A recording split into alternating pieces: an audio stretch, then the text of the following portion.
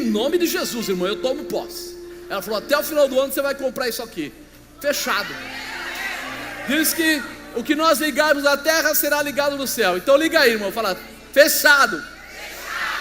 Pronto, vamos embora. Estou nessa. Aí sabe que vocês vão pagar, né? Ela não avisou. Alguém tem que pagar, irmão, como é que é isso? Vamos lá. Campanha marcada para milagres, e eu coloquei como tema, quando eu vou viver milagres. Quando? Então eu comecei a pegar aqui em Mateus capítulo 12. Abre sua Bíblia aí, crente.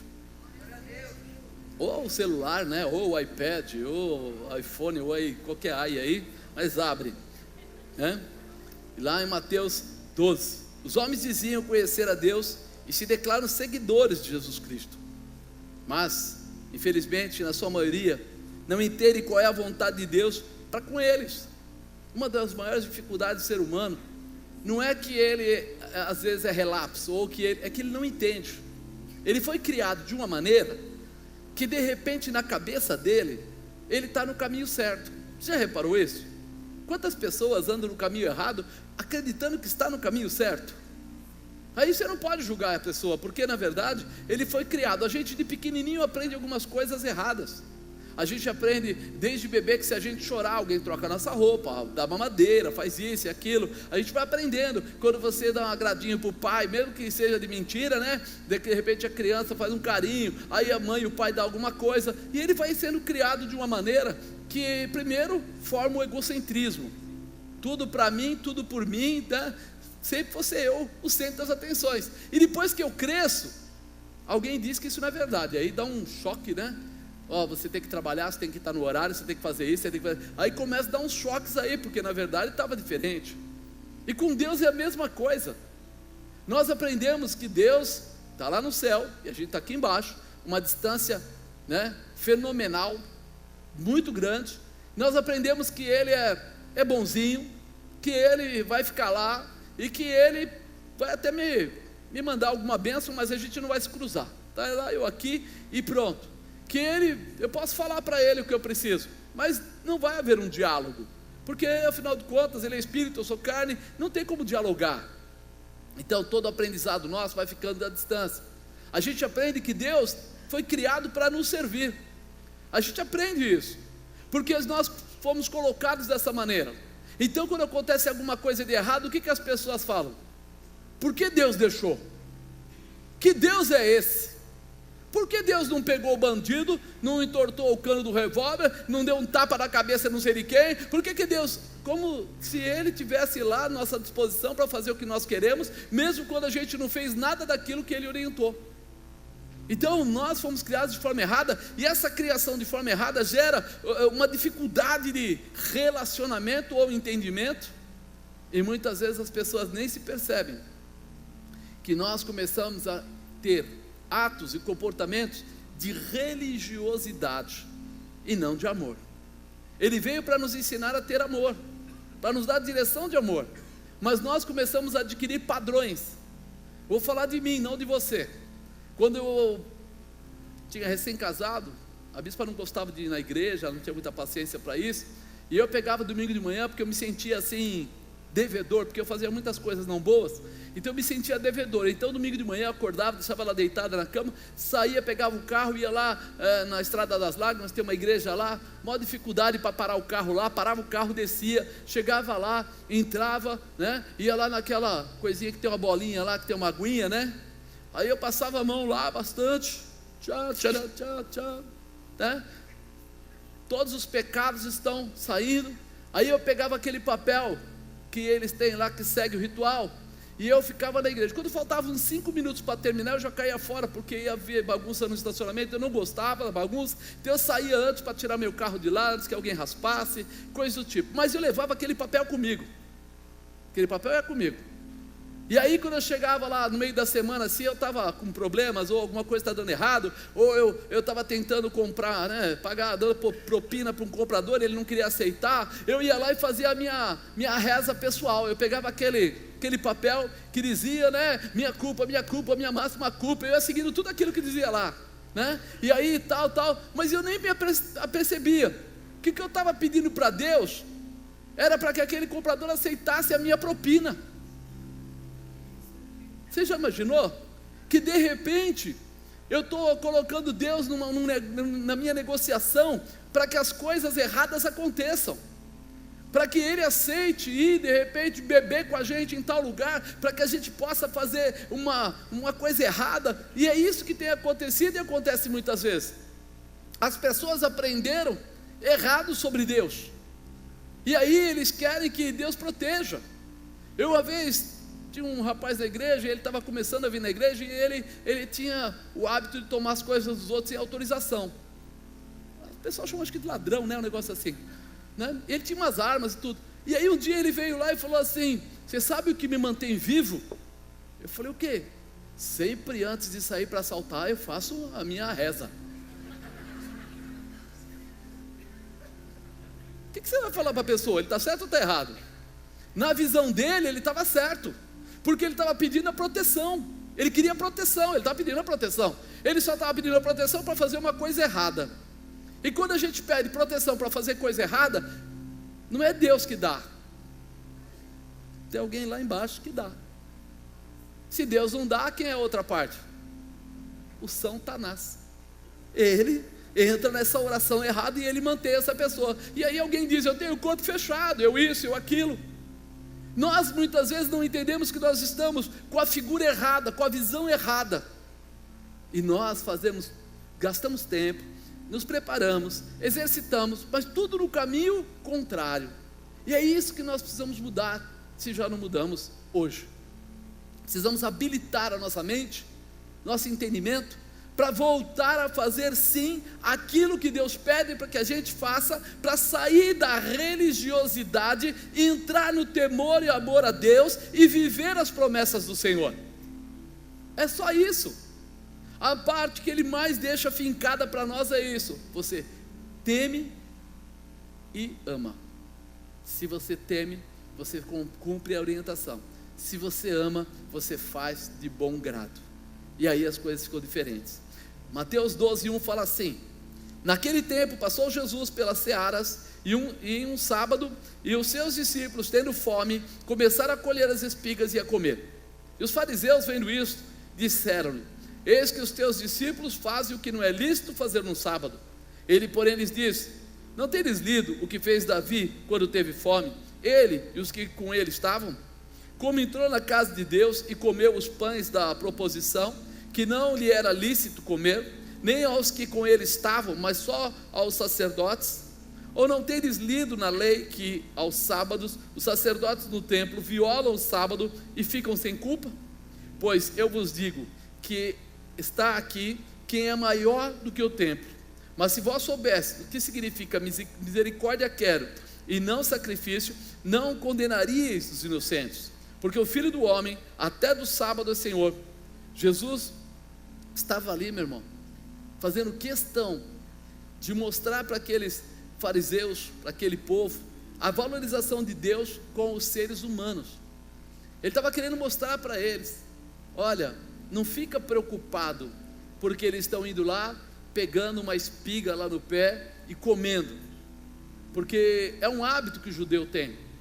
Se você for para lá, nos dias que eles têm que, vamos dizer assim, se guardar, sexta para o sábado, eles não ligam fogo, eles não acendem fogo. Então, por exemplo, se você vai no hotel, o leite que está dentro lá da garrafa térmica foi colocado no dia anterior. Então, provavelmente, quando você for tomar de manhã, ele está morno ou frio. Se você for comer o pão, é o pão que foi feito antes. Eles não mexem com o pão naquele período. Então, nenhum tipo de alimento é feito naquele dia. Tudo foi feito antes de começar aquele horário e vai voltar a ser feito depois que terminar aquele horário. Eles têm essa visão, que não se faz nada, absolutamente nada, naquele período, porque aquele período é realmente para que se adore a Deus, para que se respeite a Deus. Você sobe no elevador, e o elevador deles, ele para de andar e andar, para que você não aperte nem o botão do elevador. Se você entrar no elevador, você vai entrar nele, eu vou no 10º, ele sobe 1, para, abre a porta, fecha a porta, sobe o 2, para. Ah, mas não tem ninguém no elevador, só eu. Ele vai fazer isso, porque ele está estabelecido para fazer isso, para que você nem precise tocar no botão, para que você não faça nenhum serviço, segundo eles, e você fique totalmente disponível para fazer ou adorar a Deus. É uma visão, porém, não é, ou não quer dizer, que isso se atenha ao ser humano, a viver, a convivência, a realização, a estar vivo. Por quê? Porque se Deus criou o céu e a terra por causa do ser humano, Ele não ia deixar o ser humano sem comer, Ele não ia deixar alguém com algum problema e ficar com esse problema e não resolver. Ele está doente, vá ao médico. Precisa de alguma coisa especial, um remédio, você vai ter o remédio. Na visão que nós entendemos, parece até loucura, mas para eles não, eles querem se guardar. Só que mistura a adoração com a religiosidade, porque é um ato, um comportamento que, vamos dizer, os fariseus colocavam muito mais olhando para as pessoas do que olhando para os seus próprios bens, e isso quebra qualquer propósito, atrapalha qualquer intimidade com Deus, né? Jesus fez questão de declarar que era mais importante para Deus o ser humano. Pois eu vos digo que está aqui que é o maior do que o templo. Ele estava falando, olha, toda essa situação, ela é séria, mas o povo, o ser humano, para Deus é mais importante. É mais importante. Não que ele vá trabalhar para ganhar dinheiro, não que ele vá fazer coisas erradas e tal, mas ele não vai deixar de comer por isso. Ele não vai deixar de estar lá ou de ajudar alguém que precisa, de socorrer alguém que precisa, porque o templo só existe para termos um lugar para cultuarmos a Deus. E eles colocavam isso como muito importante. Mas quando nós falamos de templo físico, ele só existe, a igreja só existe para você estar dentro cultuando a Deus. Senão não haveria razão para essas paredes, não haveria razão para nós chamarmos de igreja. E mesmo o templo físico, que somos nós, né? Nós mesmos, para a manifestação de Deus, para os milagres de Deus, para a honra e para a glória de Deus, é que nós existimos. Então nós precisamos entender isso. Não podemos deixar misturar as coisas ou que se atrapalhem. Se nós entendermos isso, então vamos entender que estamos marcados para milagres, que nós somos importantes demais para Deus, que os sinais de Deus são importantes, e Ele não vai fazer os sinais dele de outra maneira, senão através de uma pessoa. Fala para o irmão do lado, uma pessoa. Você é uma pessoa. Se você entender isso, você vai falar, peraí, então quer dizer que Deus valoriza o ser humano, e eu sou um ser humano criado por Deus. Quando eu me disponibilizo, então Ele pode utilizar a minha vida, e o milagre pode vir através da minha vida e para a minha vida. Aí eu saio da religiosidade, aí eu saio das coisas paradas, das coisas frágeis, das coisas enganosas, para andar junto com aquele que pode todas as coisas, a quem nada pode ser impedido. Vou andar com Deus, vou andar debaixo da sua palavra, né? Nós precisamos entender que os milagres de Deus, Pai, Filho e Espírito Santo, vão acontecer através de você. Se você começar a ler a Bíblia, você vai ver que sempre Deus usou alguém. Parou o céu, o sol, parou a lua, mas foi através da palavra de Josué. Abriu o mar, mas foi através da posição de Moisés. Cada situação que acontecia, Deus usava alguém para fazer o milagre. Mas Ele podia fazer sozinho? Podia, mas Ele sempre desejou e vai desejar e vai continuar desejando fazer os milagres e honrar o nome dEle através dos seus filhos. Tem algum filho de Deus aqui? Pois é, através de você, sua casa será abençoada, seus filhos serão abençoados, seus netos serão abençoados, seus vizinhos saberão que existe Deus, todos saberão que existe um Deus através da tua vida. Isso é importante. Quando eu vou viver milagres? Primeiro, quando o amor for maior do que o orgulho. Diga, quando o amor for maior do que o orgulho, eu vou viver milagres. Sabe por quê? Porque o orgulho atrapalha. Olha o que fala no versículo 9. Partindo dali, chegou à sinagoga deles, e estando ali um homem que tinha uma das mãos mirrada, e eles, para o acusarem, o interrogaram dizendo, é lícito curar nos sábados? De novo, Eles já tinham ouvido o que Jesus tinha falado, mas os fariseus vão de novo na mesma tecla. Aparece um homem com uma das mãos mirradas, ele não podia abrir a mão, ele era defeituoso, e aí eles perguntam, quer ver, fica ligado, Jesus vai acabar querendo curar ele. Então eles já fazem a pergunta logo: é lícito curar no sábado? É quase uma provocação. Eles queriam realmente pegar Jesus no contrapé, dizer que ele desobedecia às leis de Moisés, dizer que ele estava fora dos preceitos da palavra, que ele não podia ter a bênção. Mas eles não estavam nem um pouco preocupados com aquele homem, ou como ele estava se sentindo. Eles estavam preocupados em passar agora a colocar Jesus numa situação difícil. Mas aquele homem que tinha a mão mirrada, não era a preocupação deles. Você percebe como é a religiosidade? A religiosidade, ela é o orgulho em pessoa.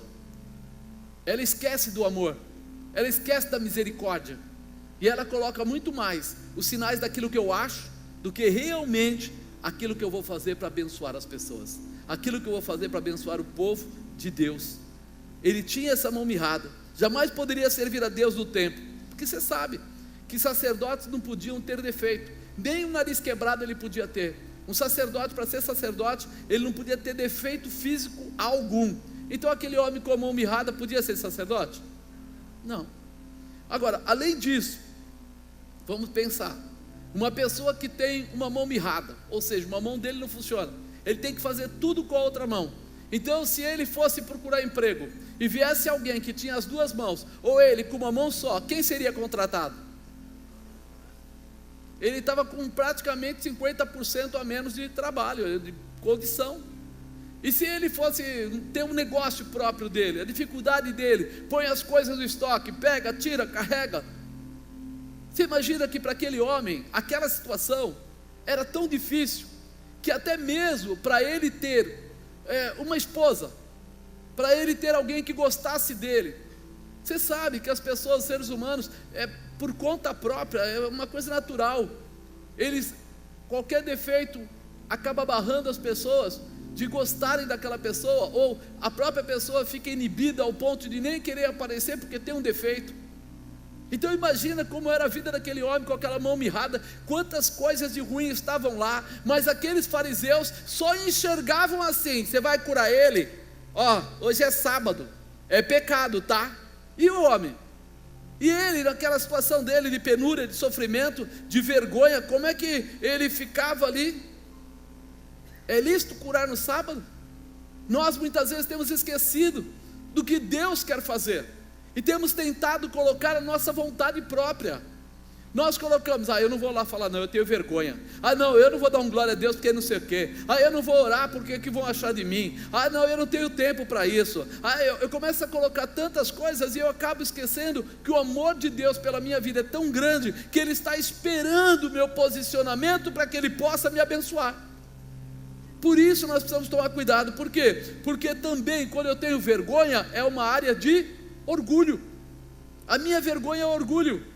O que vão achar de mim, o que vão pensar, o que isso, o que aquilo, é orgulho. E o orgulho é o contrário do amor. O amor supera tudo, está lá em Coríntios 13, ele supera tudo, ele não se ensoberbece, ele não deseja mal. Então nós precisamos entender que quando o amor for maior do que o orgulho, você vai viver os milagres de Deus. Jesus olhou para ele e falou: peraí, esses fariseus estão mais preocupados com essa religiosidade do que com abençoar este homem, o que livrar esse homem, que mudar a vida dele. Segundo, quando eu vou viver milagres. Segundo, quando a valorização não estiver errada. Nós muitas vezes, como eu estava falando no começo, damos valores errados para as coisas, né? Versículo 11 fala assim: e ele lhes disse: qual dentre vós será o homem que, tendo uma ovelha, se num sábado ela cair numa cova, não lançará a mão dela e a levantará? Jesus estava aqui jogando no rosto deles, falando com eles, quer dizer, vocês aceitam tirar uma ovelha que cai no buraco, mas não aceitam curar uma pessoa que está enferma de uma forma tão tenebrosa. Vocês valorizam mais as coisas físicas, ou seja, uma ovelha vale o quê? Dinheiro, do que fazer um milagre e trazer paz na vida daquele homem, trazer restauração na vida daquele homem. Eles valorizavam mais os seus animais do que os filhos de Deus. Jesus chama a atenção deles para o cuidado com os bens materiais, ao invés de seguir a orientação de Deus. O Senhor nos ensinou a amar ao próximo como a nós mesmos. É o ensinamento que Jesus deu. Ele colocou o próprio Jesus, Deus colocou o próprio Jesus para nos salvar. Quando você olha aí em João 3,16, o que é que fala? Porque Deus amou o mundo de tal maneira que deu o seu Filho unigênito, para que todo aquele que nele crê não pereça, mas tenha vida. Ele fez o quê? Deu a vida dele. Ele morreu por nós. E agora eu tenho espaço para amar a minha ovelha, que é o meu dinheiro, mas não tenho espaço para amar o Filho de Deus, um homem, uma criação de Deus, alguém que foi separado por Deus e que eu tenho autoridade para fazer milagres na vida dele. Fala para a pessoa do lado: você tem esse amor? Você se preocupa com as pessoas? Porque você tem autoridade para fazer milagres. E agora? Você vai ficar preocupado com o que vão achar de você, ou você vai pôr a mão no enfermo e determinar a cura? Você vai ficar preocupado, é assim, né? A gente fica preocupado quando há um problema na nossa casa. A gente quer que todo mundo ore por nós. Mas quando é um problema na casa do vizinho, mesmo que seja igual ao meu, eu acho assim que não é problema.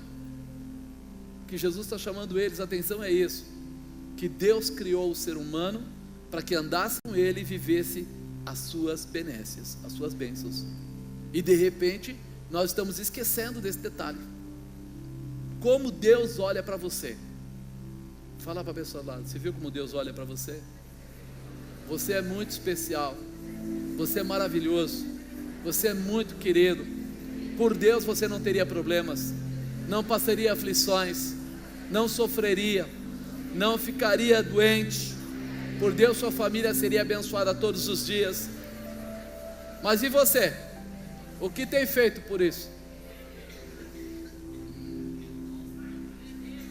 Ah não, sabe o que é? Eu não vou falar para o meu pai sobre Jesus, porque ele não gosta.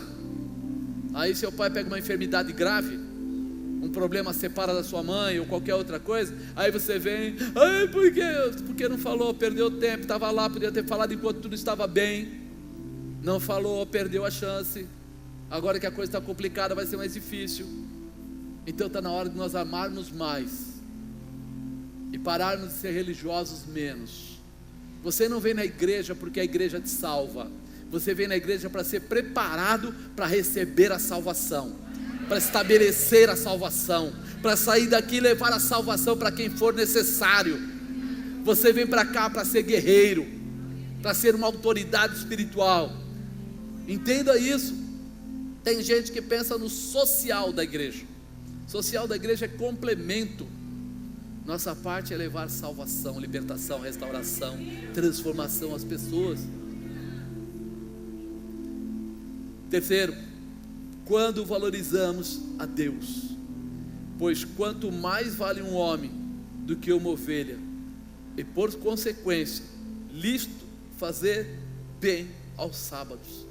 Jesus fala para ele: se você acha que uma ovelha vale, quanto mais vale o homem do que uma ovelha. Por isso é lícito, é certo curar no sábado. Nossa, imagina para aqueles fariseus que gostavam de colocar peso e jugo na vida dos outros, porque assim ele mantinha as pessoas debaixo da sua vontade, da sua determinação. Eles terem que ouvir isso, que o ser humano era mais importante do que a ovelha, que era lícito, era certo curar sim, que era certo abençoar sim. Fala para a pessoa aí perto de você: está entendendo? É certo você curar, é certo você abençoar, é certo você determinar, é certo você se preparar para viver o melhor de Deus na sua vida. Você sabe por que as pessoas entram no tal do baixo astral, no down, naquela situação de eu estou aqui caído, abatido, desanimado? Porque eles ficam estáticos. Quando nós paramos, é que nós começamos a confrontar ou comparar. Não para, vai adiante, vai além, segue, porque Deus tem coisas grandes para fazer através da sua vida. E cada vez que você fizer alguma coisa grande, você vai sentir uma alegria tão grande, porque o céu se manifesta no seu coração, e você vai receber toda a bênção de Deus.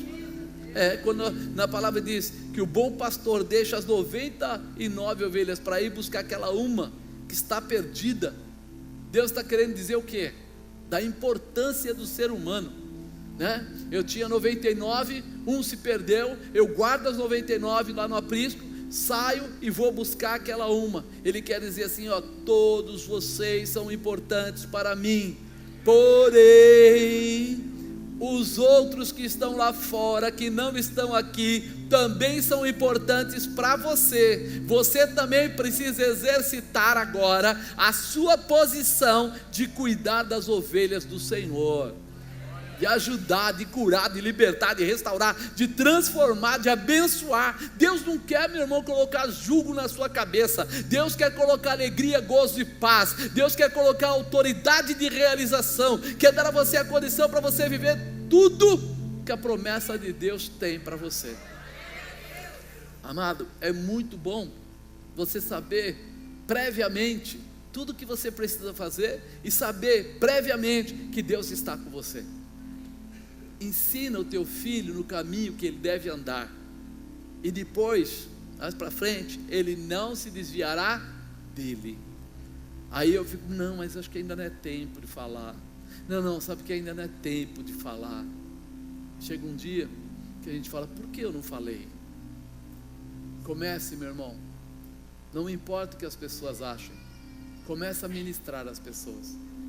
Deem Bíblias de presente. Compra o livro aí da bispa, compra os livros evangélicos, CDs de música. Ai, apóstolo, que coisa chata. Foi assim que fizeram comigo. Uma pessoa gravou uma fita cassete na época, com algumas músicas que ele achou que ia me tocar, e falou para mim assim, toda vez que você tiver com problemas na sua empresa, coisas para resolver, que você achar que está difícil, bota essa fitinha aqui no seu carro, e você vai ver como as coisas vão mudar. Para não perder o amigo, dá essa fita aí. Joguei no porta-luva do carro e fui embora. E estou andando. Aí estou na empresa, deu um quiprocó lá, um problema sério, e eu estou com uma vontade de enfiar o pé na jaca, como diz, ir embora, largar tudo. Eu falei, sabe uma coisa? Vou sair, vou até um cliente. Enquanto eu vou até o cliente, esfria a minha cabeça. Quando eu saí com o carro, nem sei por cargas d'água, abri o porta-luva, estava lá a fita. Eu falei, se tem dia bom para ouvir esse negócio que o cara falou, é esse aí, dá esse negócio aqui. Pá, enfiei a fita lá. E foi quando eu vi a primeira música que bateu em mim, e nunca mais saiu essa música. Pessoal, meus obreiros todos sabem, não tenha sobre ti um só cuidado qualquer que seja, porque somente um seria muito para ti. É meu, somente meu todo o trabalho, e o teu trabalho é descansar em mim. Uau! Quando eu ouvi aquele começo da canção falando isso, eu falei, eu estou cansado de lutar, de brigar, de fazer coisas da empresa, de provar, de vencer, de batalhar, porque o vendedor tem um problema, ele fecha a cota aquele mês, mas aí começa o outro mês, e começa tudo de novo, né? Começa novamente, você tem que fechar outra vez a cota. E quando você pensa que acabou aquele mês, sabe o trabalho doméstico das mulheres em casa? Que a mulher limpa tudo, põe tudo em ordem, põe não sei o que, lavou a roupa, passou a roupa, colocou tudo. Chega o filho, já joga mais uma roupa no cesto, quer comer, suja o prato, vai, nunca acaba. O homem de vendas é assim, ele nunca acaba. Quando ele está acabando, o cara fala, subiu agora, você tem que conseguir um volume de venda maior, e aí o cliente devolveu, e aí eu falava, não é possível, não aguento esse negócio mais. Aí veio aquela palavra. Aí eu falei, sabe uma coisa? Entrego a ti, Senhor. Já que está cantando aqui, ele falou que o Senhor eu entrego na tua mão. Eu fui no cliente só para tomar café.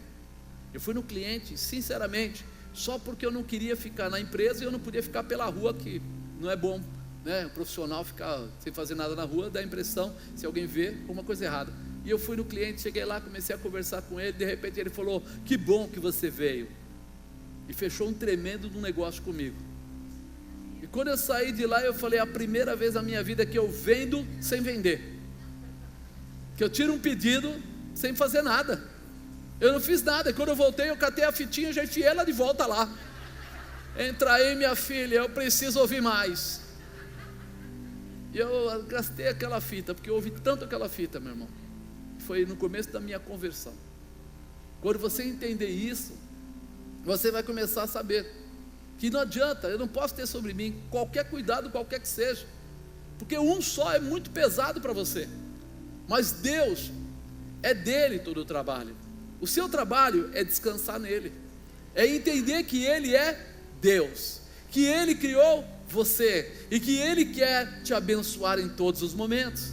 Se você abrir o seu coração para isso, você vai entender que você foi marcado para milagres, que você foi escolhido para ver a manifestação de Deus, porque Jesus veio para salvar o pecador. A Bíblia não diz que Jesus veio para cobrar. Jesus chega lá com a folhinha na mão, está vendo aqui, está todos os seus pecados aqui, vai pagar ou não? O cobrador é Satanás. Jesus veio para pagar os seus pecados, veio para salvar, liberar você do mal, para dar a você a condição da vida eterna. Então, se eu entender isso, espera aí, eu preciso valorizar a Deus. Ele precisa ser alguém especial na minha vida, Ele precisa ter um tempo meu à disposição. Eu, quando for falar dele para alguém, mesmo que seja familiar, mesmo que seja amigo, mesmo que seja patrão, eu não vou falar assim: sabe, estou indo numa igreja. Rapaz, conheci um amigo que eu nunca tinha visto alguém tão amigo, tão leal, tão fiel como ele.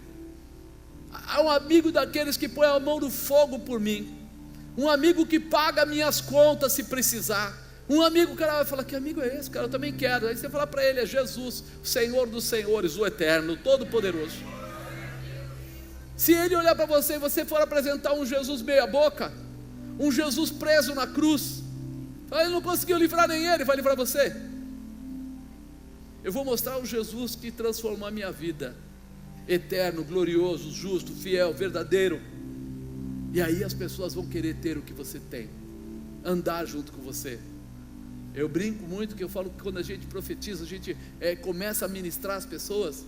Tem gente que fala assim: você é louco, você coloca dia na profecia. Eu falei: se Deus mandou colocar, o problema é dele, não é meu. Foi Ele que falou, não fui eu. Aquela história de chegar aqui no domingo e de repente Deus fala: faltam 7 pessoas, faltam 50 pessoas, 20 pessoas, já falou de tudo. E aí vem um por um até chegar o último aqui.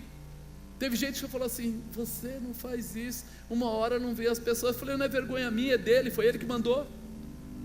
Porque eu acredito que ele falou, eu acredito que ele está presente, eu acredito, eu não faço isso porque pode ser que ele está presente.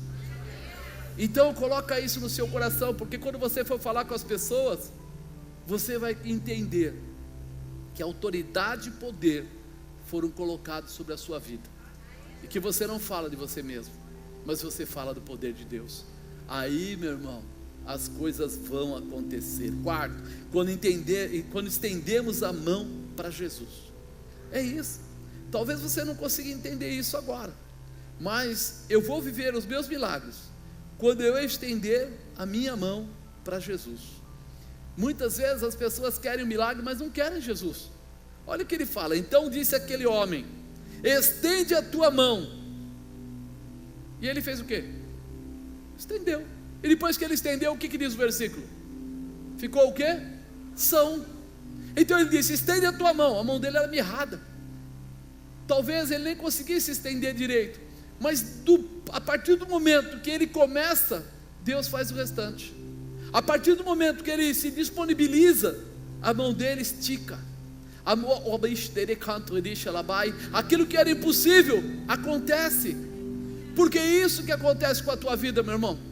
Os sinais de Deus, eles se manifestam quando você se disponibiliza, quando você acredita, quando você estende a sua mão, ainda que ela seja mirrada, haverá uma transformação.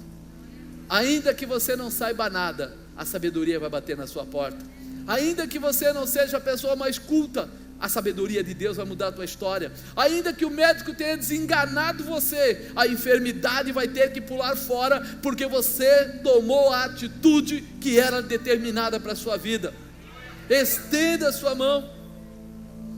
Eu lembro nitidamente, um dia eu fui numa igreja para ministrar, e tinha lá uma pessoa, e a pessoa não andava, ele estava na cadeira de rodas, e aí tinha aqueles ferros enfincados, e eu peguei na mão da pessoa, e o Espírito Santo falou assim: fala para ele, que ele vai com você, até lá, mas quando voltar, ele volta correndo e sozinho.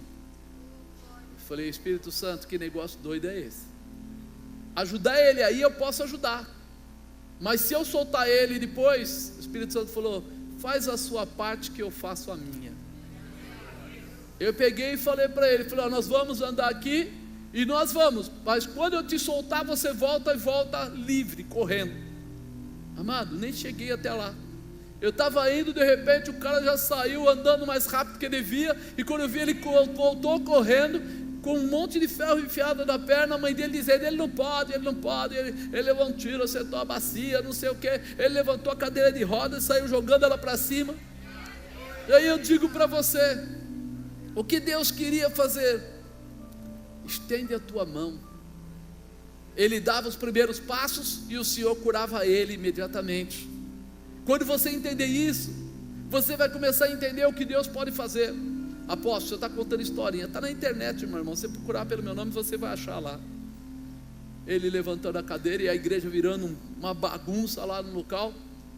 Quando você entender isso, você vai entender o poder de Deus, e que Ele está pedindo para você isso. Estende a tua mão. Estende quer dizer assim, se quebranta. Estende quer dizer assim, acredita. Estende quer dizer assim, toca na minha mão com a tua mão, ou seja, segura em mim, pega em mim, assume uma posição diferente, se abrir para Jesus, obedecer a Jesus, acreditar em Jesus, desejar o calor de Jesus na sua vida. Estender a mão para Jesus é se disponibilizar, se liberar, é viver de forma que Jesus ensina, da forma que Ele ensina. Era difícil, era, mas você foi marcado para milagres. Ele foi marcado para milagres. Quando ele chegou lá, os fariseus quiseram: vou pegar Jesus, é lícito curar no sábado? Ele falou: estende a mão. No que ele se estendeu para o Senhor deu a ele o milagre.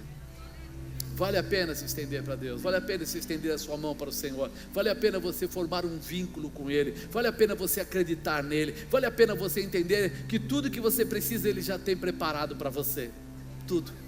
Esse contato é importante. Os milagres só poderão chegar até você quando você estender a sua mão, sua vida para Jesus. Estender a mão e estender a sua vida. Lembre-se, primeiro chega a sua mão, depois chega o seu coração. Primeiro você vai, depois vem o milagre e toma a tua estrutura, toma o teu intelecto. Porque muita gente fica assim: mas e se eu for e não for curado? Estica a sua mão, estende a sua mão, se posiciona. Se a mão não estender, o seu coração jamais estenderá. Se você não estender a sua mão, com certeza a sua fé nunca vai se estabelecer, você nunca vai assumir essa posição. Quinto e último, entender que nada impedirá Jesus de fazer milagres. Diga: nada pode impedir Jesus de fazer milagres. Diz que os fariseus, tendo saído, formaram conselho contra ele para o matarem. Jesus estava preocupado? Nem um pingo preocupado com eles. Jesus, sabendo isso, retirou-se dali e acompanharam grandes multidões. E sabe o que ele fez? E ele curou a todas as pessoas. Eles falaram que iam matar ele. Ele sai de lá, se encontra com uma multidão e cura todo mundo. Aqui ele fala: e ele curou a todas. Quem estava enfermo foi curado. A vontade dele é de fazer milagres e nada pode impedir. Mas tem uma coisa muito especial, muito interessante. Ele escolheu cada um de nós para ser seu discípulo. Diga: discípulo. Discípulo faz aquilo que o mestre faz. porque discípulo aprende. Se ele escolheu você e eu para ser discípulo dele, então quer dizer que aquilo que ele faz, ele me ensina, e aquilo que ele faz e ele me ensina, ele me capacita para fazer igual, para fazer o que ele faz. É por isso que na Bíblia ele deixou escrito: tudo que pedires ao meu Pai em meu nome, eu vou-lo farei, para que o Pai seja glorificado no Filho. Está escrito lá. Ele falou assim: eu não só vou falar para vocês, eu vou deixar uma chave na mão de vocês, eu vou deixar na mão de vocês a condição para que vocês possam realizar o que for necessário, para que vocês alcancem de uma forma especial o propósito, o objetivo. Não é algo que possa vir a acontecer, é algo que Ele dá a você com autoridade para que aconteça. Por isso nós precisamos estar preparados. Ele nos libertou do peso do pecado através da sua morte de cruz. Jesus transferiu a sua autoridade sobre cada um de nós através do seu nome. Quando eu tenho que expulsar um demônio, como é que eu faço? Sai em nome de Jesus.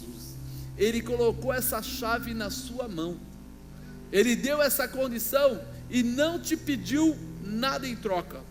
Ele só quer que você estenda a sua mão, que você viva essa intimidade, que você tenha uma vida transformada pelo poder que Ele deu a você. Jesus vai continuar fazendo milagres, e para isso Ele quer usar a vida de cada um dos seus discípulos. Tem discípulo de Jesus aí?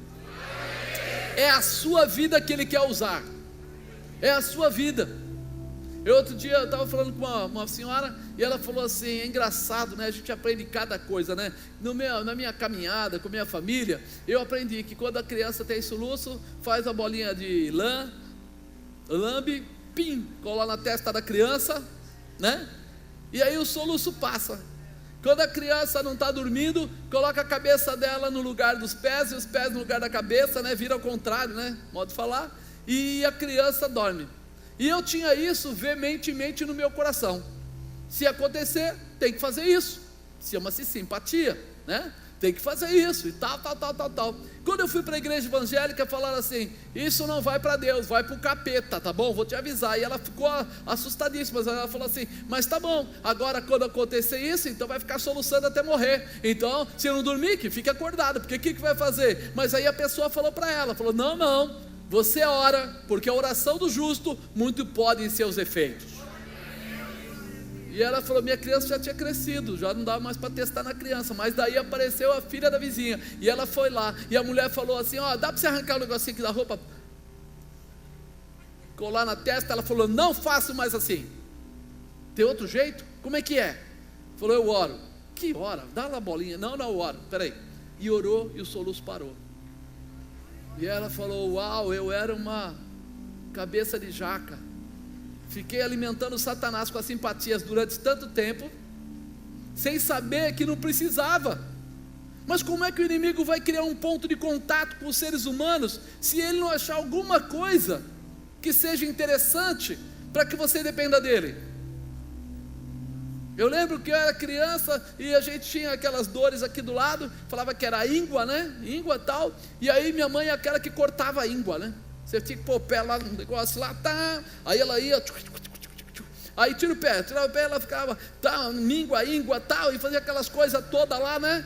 E aí depois dos dias você estava lá, poxa, legal, não estou sentindo nada, né? Caiu a íngua, abriu o pulso, tinha que costurar. Só eu que tinha essas loucuras na vida, na família?